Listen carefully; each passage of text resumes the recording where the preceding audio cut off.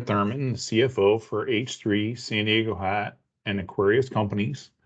I just wanted to give a quick tutorial for the sales team in order to fill out their sales projections for 2023. Each person will get a template, which will be preloaded with a 12-month rolling history. Be very careful with this history as it'll show from September of 21 all the way through December of 21, and then the first 8 months, January through August of 2022. These numbers are meant just to provide a reference point for the sales that you've had over those previous 12 months. And so the first thing I want to do is review each of these by customer. We're looking at the budget by customer, by license, and by category.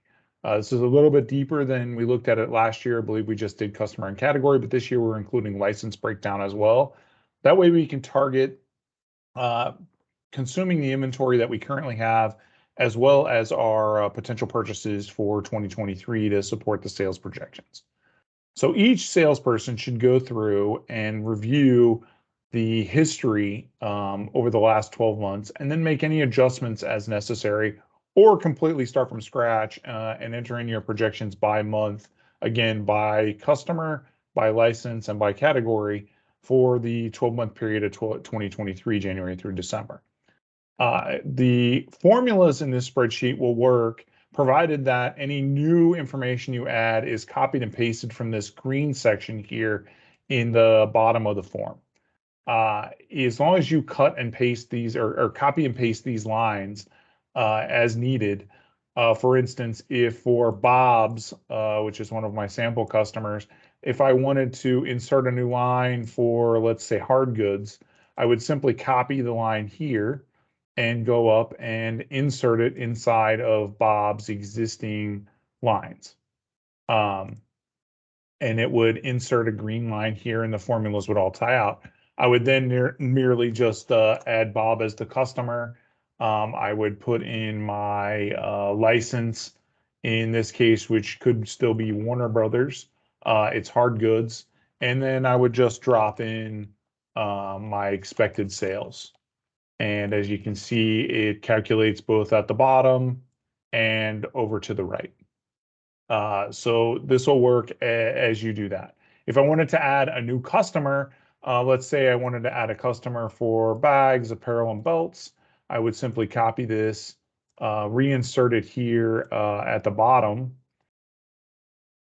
as such, and I would add a new customer, and let's call this Harold's as our new customer, if I could spell Harold's correctly. And I put Harold's name in both columns. The first column is just simply so that you can separate when one customer ends and another begins. The second column is just a listing of the customer's name. That way, when I go to do the analysis, I can roll the customer up very easily. So you need to update both customer columns as well as the royalty column. And in this case, I'm going to say that it's all Chevrolet for these 3 new items. These are all Harold's as a customer. Here's my numbers, and then I'll just drop in my sales projections by month, and so on. So that's the basics of updating the information. Again, the formulas will work as long as you copy and insert the lines from this green section. If you have questions, concerns, don't hesitate to contact me. Also, if the formulas get screwed up, it's not a big deal. I'll fix them later. Just as long as you're getting your sales projections, again, by customer, by license, and by category for each month for the year. We're looking for a pretty quick turnaround on this. We give a little more time than last year, but it's not a significant amount of time. So again, questions or concerns, please feel free to contact me. All right, thanks very much.